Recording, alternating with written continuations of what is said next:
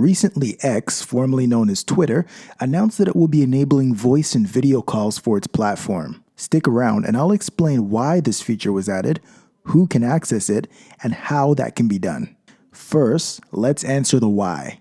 The move may have seemed like it came out of the blue, but Elon has previously made it clear that he plans on turning the social media company into America's version of China's WeChat.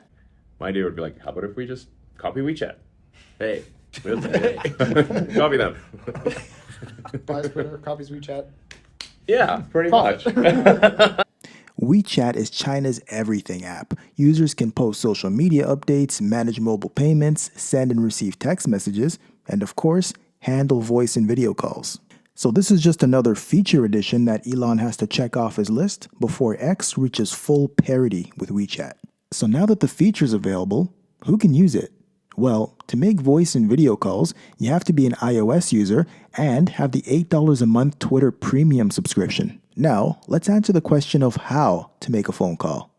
To do that, tap the envelope icon at the bottom right of the screen.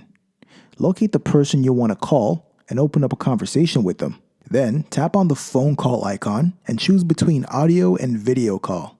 By default, you'll receive calls from people you follow or you have in your address book.